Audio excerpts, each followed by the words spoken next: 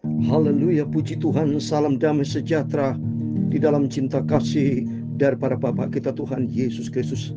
Dan selamat pagi pada Kamis pagi hari ini tanggal 19 September 2024. Kepada Bapak Ibu Saudara semua dicinta sama Tuhan. Ada firman Tuhan katakan di dalam Mazmur Sleman pasal 20 ayat 24. Demikian firman Tuhan. Langkah orang ditentukan oleh Tuhan, tetapi bagaimana manusia dapat mengerti jalan hidupnya. Amin. Puji Tuhan, pagi ini atas kemurahan rahmat anugerah Tuhan, kita membaca Alkitab mulai 1 Samuel pasal 1. Satu pasal penuh kita membaca dari ayat 1 sampai 28, lahirnya Samuel. Setiap langkah kita tidak tahu apa yang akan terjadi masa depan, tapi yang jelas kita tahu dan kita yakin masa depan kita ada di dalam tangan Tuhan. Karena Tuhan sudah berfirman tadi, setiap langkah kita sudah ditentukan oleh Tuhan. Langkah orang ditentukan oleh Tuhan. Dan tetapi bagaimana manusia dapat mengerti jalan hidupnya? Kita tidak tahu apa yang terjadi masa depan. Tapi Yesus berjanji bahwa Tuhan memberikan masa depan yang penuh harapan. Secara manusia kita tidak tahu. Tapi Tuhan, kita punya Yesus yang cinta kita. Oleh karena itu pentingnya kita selalu berharap kepada Tuhan. Andalkan Tuhan. Maka Tuhan akan mengatur masa depan kita dengan masa depan yang penuh harapan. Saya Pastor Yakob Ramakam menyanyikan pujian. Indah rencanamu Tuhan, amin haleluya, di dalam hidupku, amin haleluya. Walau ku tak tahu dan ku tak mengerti semua jalanmu, amin haleluya. Dulu ku tak tahu Tuhan, amin haleluya. Berat ku rasakan, amin haleluya. Hati menderita dan ku tak berdaya menghadapi semua. Aku tak berdaya, haleluya. Tapi ku mengerti sekarang, haleluya. Kau tolong padaku, amin haleluya. Kini ku melihat dan ku merasakan indah rencanamu, amin haleluya. Tapi ku mengerti sekarang, kau tolong padaku, amin haleluya. Kini ku melihat dan ku merasakan indah rencanamu, amin. Dalam Yeremia 29 ayat 11 demikian firman Tuhan. Sebab aku ini mengetahui rancangan-rancangan apa yang ada padaku mengenai kamu. Demikian firman Tuhan, yaitu rancangan damai sejahtera dan bukan rancangan kecelakaan, untuk memberikan kepadamu hari depan yang penuh harapan, amin haleluya. Kini ku mengerti sekarang, haleluya. Kau tolong padaku, amin haleluya. Kini ku melihat dan ku merasakan indah rencanamu, amin haleluya. Tapi ku mengerti sekarang, haleluya. Kau tolong padaku, terima kasih Tuhan. Kini ku melihat dan ku merasakan indah rencanamu. Terima kasih Tuhan. Ya Tuhan, punya mula kebesaran dan kejayaan, kehormatan, kemasyhuran dan keagungan. Dia segalakan ada di langit dan di bumi. Ya Tuhan, punya mula kerajaan, Engkau yang tertinggi itu melebihi segala-galanya sebagai kepala. Sebab kekayaan dan kemuliaan berasal daripadamu, dan Engkau lagi berkuasa atas segala-galanya. Dalam tangan-Mu segala kekuatan dan kejayaan. Dalam tangan-Mu lah kuasa membesarkan dan mengokohkan segala-galanya. Sekarang ya Allah kami bersyukur kepadamu dan memuji nama-Mu yang agung itu, Tuhan Yesus Kristus. Terima kasih Bapa. Sucikan pagi ini kami membaca firman-Mu. Ampuni semua dosaku, salah kekilafanku. Kini ku mengerti sekarang, haleluya. Kau tolong padaku, haleluya. Kini ku melihat dan ku merasakan indah rencana-Mu. Amin, haleluya. Kini ku melihat dan ku merasakan indah rencana-Mu. Terima kasih Tuhan. Berfirman pagi ini, ku siapkan hatiku untuk terima firman Tuhan. Dalam nama Tuhan Yesus kami sudah berdoa mengucap syukur, haleluya. Amin, amin. Terpujilah nama Bapa kita Tuhan Yesus Kristus. Salam damai sejahtera dan selamat pagi. Kita bersyukur semua karena rahmat anugerah Tuhan. Kalau kita dipelihara sama Tuhan sampai detik ini, kita bisa sehat, saya bisa melayani pekerjaan Tuhan, memberikan firman Tuhan. Itu karena anugerah Tuhan. Bukan karena kita yang baik, semua karena Tuhan Yesus. Dan Tuhan begitu baik, Dia sudah menyediakan rancangan masa depan yang penuh harapan. Yeremia 29 ayat 11, kita berpegang kepada firman Tuhan. Makanya saudara harus diulang-ulang, baca firman diulang-ulang. Supaya dengan diulang-ulang itu akan terjadi kenyataan. Baca firman Tuhan bukan hanya sekali. Terus-terusan selama kita hidup. Kita mau baca firman Tuhan. Kita memberikan perlakuan yang baik kan bukan sekali. Kita berbuat kepada orang bukan sekali. So. Berbuat terus-terusan. Selagi kita hidup harus berbuat baik, saudara. Hidup di dalam kebenaran Tuhan. Secara vertikal dengan Tuhan, secara horizontal dengan sesama manusia. Ya, nggak dibatasi waktu. Ya, Tuhan sendiri sudah berfirman di Matius 18, mengampuni seorang ya 70 kali 7 kali, saudara. Bukan 70 kali 7, 490, bukan. 70 kali 7 kali tak terbatas. 7 angka sempurna. 0 bicara hati yang bersih. Jadi tuntas kita mengampuni orang. Demikian kita cinta Tuhan all out. Dan Tuhan juga all out mengasihi kita, saudara. Sampai Dia rela di atas kayu salib. Dan Dia menyediakan hidup kekal buat selama-lamanya. Amin. Hanya oleh rahmat dan anugerah Tuhan, kita persis hari ini, tanggal 19 September, kita akan memulai baca kitab 1 Samuel. Haleluya. 1 Samuel ini memang penulisnya banyak tafsiran-tafsiran. Bapak, ada yang bilang nggak tahu, nggak jelas. Ya. Tapi saya baca berapa buku, ya, semua banyak yang setuju, ya, di gereja-gereja, ya, semua pada para tokoh-tokoh gereja, ya, tokoh-tokoh Alkitabnya yang kita belum lahir dulu, ya, sudah mengatakan ini penulisnya Samuel, saudara. Karena berkaitan dengan ada ayat juga, saudara. 1 Samuel pasal 10 atau 5 ini salah satu ayat yang mendasari kemungkinan besar ini pasti Samuel. Ya, didukung oleh hamba Tuhan yang lain, ya, nabi-nabi yang lain, ya. Ayat 1 Samuel pasal 10 atau 5 demikian firman Tuhan. Kemudian Samuel menguraikan kepada bangsa itu tentang hak-hak kerajaan, menuliskannya pada suatu piagam dan meletakkannya di hadapan Tuhan. Sudah itu Samuel menyuruh seluruh bangsa itu pulang masing-masing ke rumah. Nah, ini ada kata-kata, karena berarti kesimpulannya Samuel itu suka menulis, ya. Kalau bukan Samuel siapa lagi, saudara? Nah, jelas ada beberapa semua. Nah, itu banyak memperkuat bahwa kitab 1 Samuel 2 Samuel ini adalah Nabi Samuel sendiri, ya. Itu semua Tuhan yang atur, saudara, ya. Semua atas izin Tuhan. Kalau bukan karena izin Tuhan, bagaimana kita bisa mengenal Tuhan, ya. Dan ini ditulis kurang lebih 1000 tahun sebelum Yesus, ya, atau abad ke-10, ya, sebelum Tuhan Yesus lahir. Jadi kalau dihitung dari sekarang 3000 tahun yang lalu lebih, saudara, ya. 1 Samuel 2 Samuel itu, ya, kalau kita lihat ini semua ada berapa pasal, saudara, ya. Oleh itu 31 pasal di 1 Samuel, 24 pasal 2 Samuel, ya. Totalnya 45 pasal, ya. Sekarang saya mau baca lahirnya Samuel dari ayat 1. Ada seorang laki-laki dari Ramataim Sofim, dari pegunungan Efraim, namanya Elkanah bin Yeroham bin Elihu, bin Sub, seorang Efraim. Jadi kalau kita ditanya Efraim dari suku apa?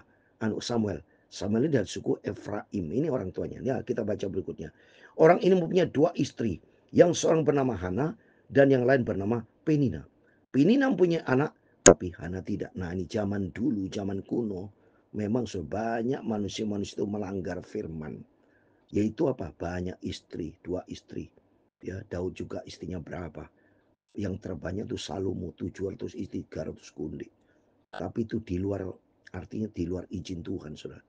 Blandel manusia itu. Kan banyak manusia itu melanggar firman. Tapi untung besar kita punya Tuhan itu baik. Tapi bukan berarti Tuhan baik terus kita mau langgar-langgar. Seenaknya nggak bisa, saudara. Dalam kitab Kejadian pasal 2 ayat 21 sudah dikatakan bahwa Adam diambil salah satu tulang rusuk. Bukan banyak rusuk, saudara. Dijadikan Hawa. Ya, ini jelas nih. Karena di sini firman Tuhan kan dikatakan ayat 1 pasal 2, pasal 1 ayat 2, orang punya 2 istri. Bapak-bapak jangan sampai salah tingkah ya. Seenaknya kan firman Allah di sini boleh 2 istri. Siapa bilang boleh? Di sini hanya diceritakan sejarah. Alkitab ini kan isinya sejarah dan isinya tentang berita kebenaran tentang Tuhan Yesus. Sejarah ada berita sejarah yang tidak benar berkenan. Contoh sejarah Kain bunuh Habel. Masuk pas kita mau tiru-tiru Kain bunuh Habel, ya jangan begitu, kan nggak benar, saudara. Dalam Alkitab sudah ditulis perjanjian baru saja di dalam 1 Tesalonika pasal 4 ayat 4 dikatakan 1 istri, saudara. Saya membaca ya supaya jelas ini. Karena baca Alkitab tadi 1 sampai pasal 1 2, si Elkana ini punya dua istri, Hana dan Penina. Itu jangan ditiru. Ya, Alkitab mengatakan perintah Tuhan harus 1 istri. Bukti Kejadian 2:21, Tuhan ciptakan Adam dan diambil salah satu rusuknya dijadikan Hawa. Jadi 1, saudara ya. Bukan banyak tulang rusuk diambil. Terus di dalam Alkitab lagi 1 sampai 4 ayat 4 dikatakan supaya kamu masing-masing mengambil seorang perempuan menjadi istrimu sendiri dan hidup di dalam pengudusan dan penghormatan. Nah, itu kudus, hormat ya. Jadi di dalam Alkitab kalau bicara sejarah jangan disalah tafsir. Saya dari suruh bertindak ya, jangan ya. Tapi mari kita mau hidup di dalam kebenaran firman Tuhan, aturan firman Allah. Orang itu dari tahun ke tahun pergi meninggalkan kotanya untuk sujud menyembah dan mempersembahkan korban kepada Tuhan semesta alam di Silo. Di sana yang menjadi imam Tuhan ialah kedua anak Eli, Hofni dan Pinehas. Saya ingat juga anak Eli, Hofni dan Pinehas ya. Pada hari Elkanah mempersembahkan korban diberikannya kepada Penina istrinya dan kepada semua anaknya laki-laki dan perempuan masing-masing sebagian. Meskipun ia mengasihi Hana, ia memberikan kepada Hana hanya 1 bagian sebab Tuhan telah menutup kandungannya. Inilah susah, saudara. Kalau punya 2 istri ya, hitungnya susah. Di sini katakan pembagian ya, dikasih Hana, yang lainnya dikasih sebagian. Aduh ini bisa terjadi ribut, saudara. Mari kita dengar ceritanya. Tapi madunya selalu menyakiti hatinya supaya gusar karena Tuhan telah menutup kandungan. Nah, ini madunya siapa? Penina. Jadi Penina dan Hana pasti berantem, saudara. Ya enggak boleh. Maka ini contoh konkret. Kalau punya 2 istri seperti ini, jangan, saudara ya. Kita aturin firman Tuhan, ikuti firman Tuhan. 1 suami 1 istri. Seorang pernah Tuhan hamba Tuhan di alam perjanjian baru tidak boleh lebih dari 1 istri. 1 istri monogami. Kita sebagai anak Tuhan yang menerapkan monogami bukan poligami. 1 suami 1 istri. Hidup berkenan sama Tuhan. Tidak boleh selingkuh. Hidup di dalam pengurusan. Ya, di sini dikatakan hidup di dalam pengurusan dan penghormatan. 1 Tesalonika 4 ayat 4. Demikian terjadi dari tahun ke tahun. Setiap kali Hana pergi ke rumah Tuhan, Penina menyakiti hati Hana sehingga ia menangis dan tidak mau makan. Nah, ini coba berantem pasti Penina dan Hana ya. Nyakiti Penina, menghina karena mentang-mentang Penina punya anak, Hana ditutup kandungannya. Dia menghina terus sampai nangis si Hana. Terus lalu Elkana ayat 8, suaminya berkata kepadanya, Hana, mengapa engkau menangis dan mengapa engkau tidak mau makan? Mengapa hatimu sedih? Bukankah aku lebih berharga bagimu daripada 10 anak laki ini? Inilah Penina, Elkana, ya, ngerayu-ngayu Hana. Padahal kalau Hana jawab, misalnya nih dijawab, ya kamu sih punya kasih 2 istri, harusnya 1 istri supaya tidak ribut. Soal kali ini jadi ribut. Pada suatu kali setelah mereka habis makan dan minum di Silo, berdirilah Hana sedang Imam Eli duduk di kursi dekat tiang pintu bait suci Tuhan. Dengan hati pedih, ia berdoa kepada Tuhan sambil menangis tersungani. Hana nangis, minta kepada Tuhan supaya kandungannya dibuka. Berikutnya lihat, Kemudian bernasarlah ia katanya, Tuhan semesta alam, jika sungguh-sungguh engkau memperhatikan sengsara hambamu ini dan mengingat kepadaku dan tidak melupakan hambamu ini, tapi memberikan kepada hambamu ini seorang anak laki-laki, maka aku akan memberikan dia kepada Tuhan dengan seumur hidupnya dan bersyukur tidak akan menyentuh kepadanya ini. Jadi Hana minta kepada Tuhan berikan anak laki-laki dan bernasar. Diserahkan anak laki-laki itu kepada Tuhan. Ketika perempuan itu terus-menerus berdoa di depan Tuhan, maka Eli mengamat-amatinya mulut perempuan itu. Jadi Hana terus berdoa kepada Tuhan, ya. Dan karena Hana berkata-kata dalam hatinya dan hanya bibirnya saja bergerak-gerak, tapi suaranya tidak kedengaran, maka Eli menyangka perempuan itu mabuk. Lalu kata Eli kepadanya, berapa lama lagi engkau berlaku sebagai orang mabuk? Lepaskanlah dirimu daripada mabukmu. Tapi Hana menjawab, bukan tuanku, aku seorang perempuan yang sangat berusaha hati. Anggur ataupun minuman yang memabukkan tidak aku minum, melainkan aku mencurahkan isi hatiku di depan Tuhan. Coba ini, Hana menangis mencurahkan isi hati di depan Tuhan. Makin ini pengalaman, baik bapak-bapak laki-laki, jangan punya dua istri, harus satu supaya tidak saling menyakiti. Hidup tidak berkenan sama Tuhan kalau ini seperti ini. Lihat, perhatikan, membuat orang lain sedih. Ya, janganlah anggap hambamu ini seorang perempuan dusila, sebab karena besarnya cemas dan sakit hati aku berbicara demikian lama. Jawab Eli, pergilah dengan selamat, dan Allah Israel akan memberikan kepadamu apa yang engkau minta daripadanya. Sudah itu berkatalah perempuan itu, biarlah hambamu ini mendapat belas kasihan daripadamu. Lalu keluarlah perempuan itu, ia memakan dan mukanya tidak muram lagi. Keesokan harinya bangunlah mereka itu pagi-pagi, lalu sujud menyembah di hadapan Tuhan. Kemudian pulanglah mereka ke rumahnya di Ramah. Ketika Elkana bersetubuh dengan Hana istrinya, Tuhan ingat kepadanya. Maka setahun kemudian mengandunglah Hana dan melahirkan seorang laki-laki. Ia menamai anak itu Samuel, sebab katanya aku telah meminta daripada Tuhan. Ini arti Samuel. Samuel doa, ada artinya aku telah meminta dari Tuhan, dan doa dijawab sama Tuhan anak. Ya, Elkana laki-laki itu pergi dengan sisi rumahnya mempersembahkan korban 9 tahunan dan korban nasarnya kepada Tuhan. Tapi Hana tidak ikut pergi, sebab katanya kepada suaminya, nanti apabila anak itu cerai susu, aku akan mengantarkan dia, maka ia akan menghadap kehadirat Tuhan dan tinggal di sana seumur hidupnya. Amin. Jadi Samuel sudah diserahkan nasar dari Hana, karena Hana minta kepada Tuhan diberikan anak laki-laki, dan kuserahkan itu untuk Tuhan. Itu Natsar. Kemudian Elkana suami itu berkata kepadanya, perbuatlah apa yang kau pandang baik, tinggallah sampai engkau menyapi dia. Hanya Tuhan kiranya menepati janjinya. Jadi tinggallah perempuan itu dan menyusui anaknya sampai disapinya. Setelah perempuan itu menyapi anaknya, dibawanya dia dengan seekor lembu jantan yang berumur 3 tahun, 1 eva tepung dan sebuah anggur, lalu diantaranya ke dalam rumah Tuhan di Silo. Waktu itu masih kecil betul kan itu Samuel, dipersembahkan, diserahkan. Ini sejarah, saudara, ya. Pentingnya anak-anak kita, kalau bapak ibu punya sudah punya anak, sudah cukup ya usianya, ya berapa tahun, bisa diserahkan kepada Tuhan. Seperti Samuel diserahkan ke dalam tangan Tuhan, ya. Setelah mereka menyembelih lembu, mereka mengantarkan anak itu kepada Eli. Lalu kata perempuan itu, mohon bicara tuanku, demi tuanku hidup, akulah perempuan yang dahulu berada di sini dekat tuanku untuk berdoa kepada Tuhan. Untuk mendapat anak inilah aku berdoa, dan Tuhan telah memberikan kepadaku apa yang kuminta daripadanya. Ayat 28 terakhir.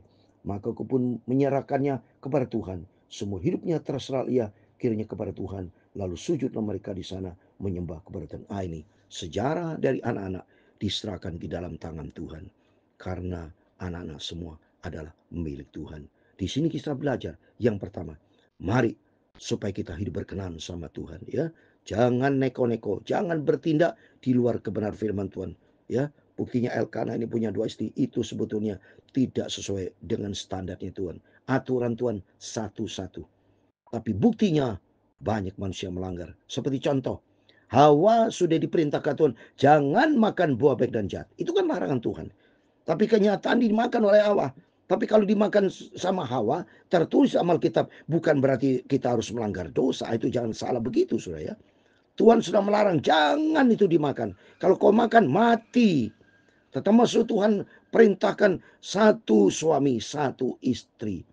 Tapi kalau ada contoh dalam Alkitab banyak istri, itu perbuatan mereka yang salah. Tidak berkenan sama Tuhan, seperti Salomo, Daud. Coba Daud itu membunuh Betseba istrinya Uria. Tidak boleh masa itu pas saudara mau tiru itu, wah kalau senang sama istrinya gua bunuh. Nggak boleh, saudara, ya. Tapi di Alkitab tertulis sejarah, Supaya kita tahu inilah perbuatan-perbuatan salah, jangan kita tiru. Standar firman Tuhan tidak boleh membunuh. Standar firman Tuhan tidak boleh berzina. Standar firman Tuhan tidak boleh sakit hati. Tidak punya iri hati. Tidak punya standar. Tidak punya istri 2, 3, 4 poligami. Tidak bisa. Firman Tuhan katakan satu suami, satu istri. Mari melalui firman Tuhan. Dan yang kedua, mari kita menyerahkan hidup dalam tangan Tuhan. Anak-anak kita, kalau Bapak Ibu punya anak-anak, serahkan kepada Tuhan ya. Karena itu berasal dari Tuhan, seperti Samuel diserahkan kepada Tuhan. Dan mari berikutnya besok akan saya terangkan lagi tentang Samuel, karena begitu indah ya. Rencana Tuhan begitu indah, dan kita membawa kita sungguh-sungguh cinta Tuhan. Kita mau sungguh-sungguh ikut Tuhan. Kita serahkan hidup dalam tangan Tuhan, karena Tuhan punya rancangan masa depan yang penuh harapan. Tuhan memberkati kita semua. Indah rencanamu Tuhan. Amin, haleluya. Di dalam hidupku, amin, haleluya. Walau ku tak tahu dan tak ku mengerti semua jalanmu, amin, haleluya. Dulu ku tak tahu Tuhan, amin, berat ku rasakan, amin, haleluya. Hati menderita dan tak ku berdaya menghadapi semua, amin, haleluya. Tuhan memberkati engkau dan melindungi engkau, haleluya. Tuhan menyinari engkau dengan wajah-Nya dan memberi kau kasih karunia.